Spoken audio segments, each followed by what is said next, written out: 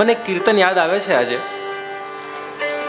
કે જ્યારે શ્રી ગુસાઈજી પ્રગટ થયા હતા ચરણાહટમાં, તો આપણા ભગવદીઓએ શું ગાયું કે શ્રી વિઠ્ઠલ નાથ ચંદ ઉગ્યો જગ મેં और ભક્તિ ચાંદની છાય રહી.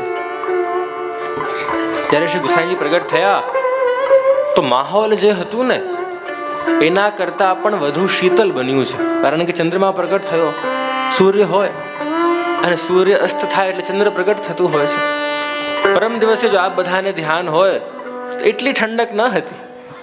પરમ દિવસે આપણે બધા અહીંયા આવ્યા હતા અને માહોલ થોડું ગરમ હતું, પણ ધીમે ધીમે જેમ જેમ ગુસાઈજી પ્રગટ થયા એવું લાગે છે સાક્ષાત ભક્તિના ચંદ્ર ઉગ્યા હોય અને એટલા માટે એટલી શીતળતા થઈ ગઈ છે. અને એવી ઠંડીમાં પણ આપ બધા રસપાન કરવા આવો છો, ધન્ય છો આપ બધા પ્રિયજનો. અને ગત 2 દિવસથી આપણે શ્રી ગુસાઈજી કોણ, આપનું સ્વરૂપ કેવું, આપના ગુણો કેવા, એ બધા વિશે ચર્ચા કરતા હતા. અને એ બધાનો પ્રારંભ આપણે ધર્મથી કરતા હતા કે એક મનુષ્યના જીવનમાં ધર્મની શું આવશ્યકતા છે, આ સત્સંગોની કેમ આવશ્યકતા છે, આવી કથાઓની કેમ જરૂર છે. મેં આ બધાને કહ્યું હતું કે કારણ કે સમસ્ત લૌકિક વિષયો સનાતન નથી. તમે એક નવું ફોન લઈ આવો, iPhone 14 લઈ આવો, તમને 2, 3, 4 મહિના મજા પડે, પછી શું થાય, અરે આ તો રોજનું થયું, હવે આમાં શું મજા જેવી વાત છે. તમે નવી ગાડી લઈ આવો, મોંઘી મર્સિડીઝ, રોલ્સ રોયસ કે જેગવાર લઈ આવો, અમુક દિવસો મજા પડે, 1-2 મહિના આપણે એમાં શાંતિ જઈએ કે ભાઈ અમારી પાસે તો આવા 50 લાખની કે 60 લાખની ગાડી છે. પણ પછી 6 મહિના પછી એવું જ થઈ જાય કે હા બધું રોજનું થયું, હવે આમાં ક્યાં વિશેષ વાત છે. નવું ઘર લઈ લો તમે, નવા ઘરમાં પણ રહેવાની પહેલાના 1, 2, 4 વર્ષ મજા પડે, પછી થાય અરે આ તો એ જૂનું થઈ ગયું છે, હવે આમાં શું મજા છે. લૌકિક વસ્તુઓ પ્રિયજનો એ લીંબુ જેવી હોય, એક ચ્યુઇંગમ જેવી હોય. લીંબુને જ્યાં સુધી એનામાં રસ હોય ત્યાં સુધી તમે એને નીચવો, એમાં રસ નીકળશે. એક વખત એનું રસ પૂરું થયું પછી તમે એને શું કરો છો, ફેંકી દો છો ને બધા. ચ્યુઇંગમ હોય, આપણે પહેલા એને ચાવીએ, પહેલા બહુ મજા પડે કે વાહ વાહ બહુ સરસ રસ આપી રહી છે. જ્યારે એનો રસ પૂરો થાય આપણે એને શું કરીએ, એને થૂકી દઈએ. આ બધા જો બાળકો કેટલા ઉત્સાહથી બોલે છે, બહુ ચ્યુઇંગમ ખાતા લાગે છે.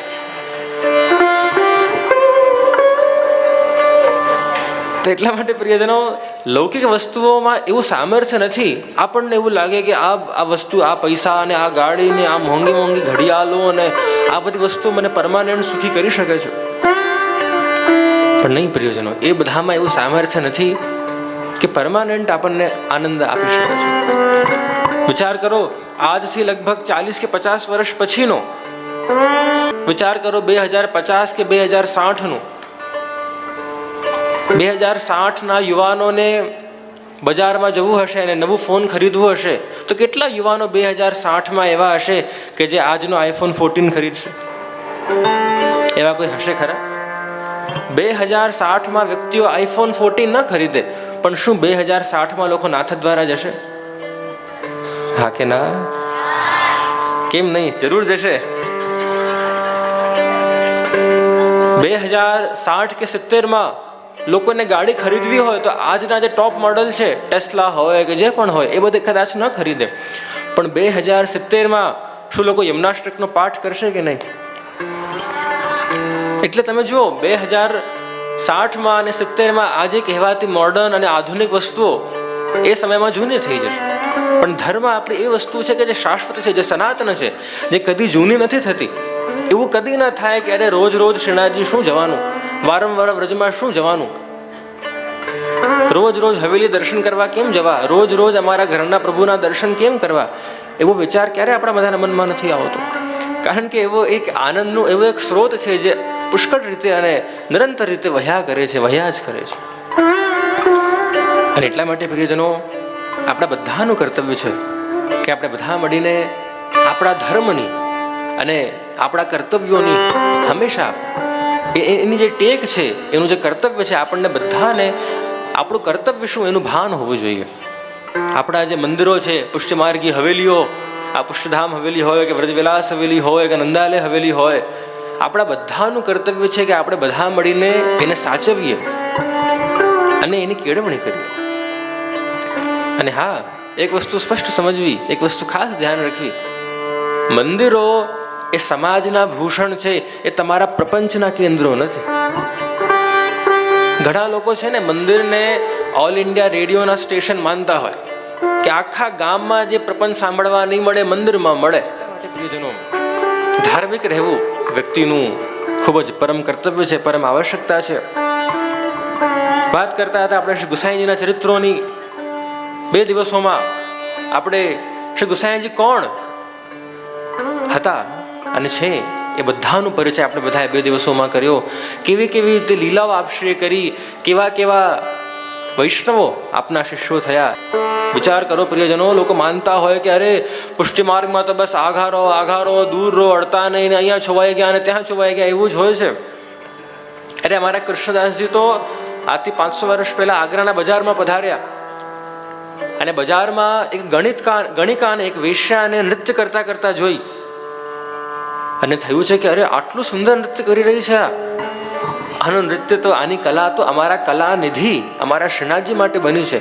ગણિકા પાસે ગયા કે અરે તું યહાં ક્યાં કર રહી હૈ, ચલ જતીપુરા ચલ और वहाँ श्रीनाथजी के सम्मुख नृत्य कर. અને જ્યાં આગ્રાથી જતીપુરા આ ગણિકાને લઈ ગયા કૃષ્ણદાસજી અને જ્યાં શ્રી ગુસાઈજીની આજ્ઞા પ્રાપ્ત કરાવીને નૃત્ય કરાવ્યું અને જ્યાં એક કીર્તન લખ્યું, મેરો મન ગિરધર છબી પર અટક્યો, અને જ્યાં આ ગણિકા નૃત્ય કરતા કરતા કરતા કરતા કરતા કરતા જ્યાં શ્રીનાથજીનો ટેરો ખુલ્યો અને જ્યાં શ્રીનાથજીના દર્શન થયા, એટલા સુંદર દર્શન, એટલા સુંદર દર્શન, એટલા સુંદર દર્શન, ગણિકા ત્યાં ને ત્યાં મૂર્છિત થઈ ગઈ.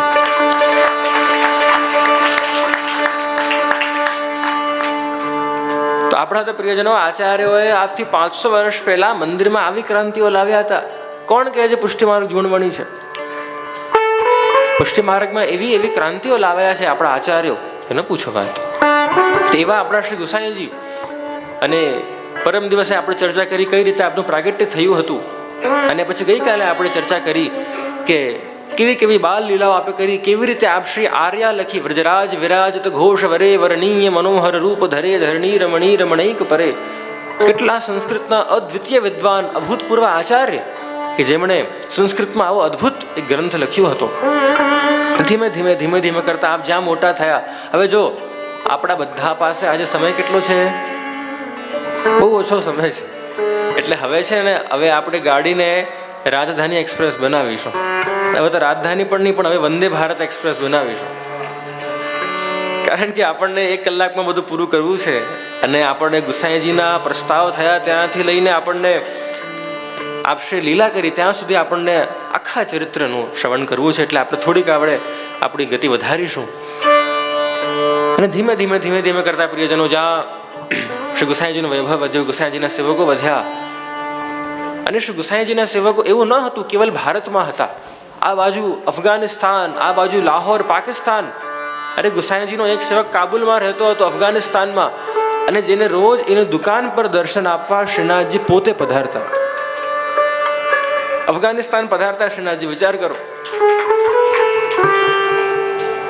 શ્રી ગુસાઈજીના એક સેવક હતા, એક શેઠ, અને એમની દીકરી હતી વૈષ્ણવ, પણ લગ્ન થયા હતા એના એક અવૈષ્ણવના ઘરમાં. અને અવૈષ્ણવના ઘરમાં લગ્ન થયા હતા એટલા માટે, અને એ જે ઘરમાં લગ્ન થયા હતા એમાં આચાર વિચાર જરા પણ ન પડાતું હતું. અને એમાં એવું હતું કે ઠાકુરજી પણ ન બિરાજતા હતા, બ્રહ્મ સંબંધ પણ ન હતું, અને ન ખાવાનું બધા ખાતા હતા. પણ આ જે વૈષ્ણવની દીકરી હતી એટલી બધી પોતાના ટેકની પાકી, પોતાના નિયમની પાકી કે કાંઈ પણ થાય હું તો ઠાકુરજીને ધરાવ્યા સિવાય જ, ઠાકુરજીને ધરાવીને જ લઈશ, એના સિવાય હું એક અન્ન પણ ન લઉં. અને આપ માનશો નહીં પ્રિયજનો, પણ લગ્નના 1 વર્ષ થયા, 1 વર્ષ સુધી કેવલ કાચા ચણા ઉપર આ વહુએ પોતાના પ્રાણ ટકાવ્યા છે.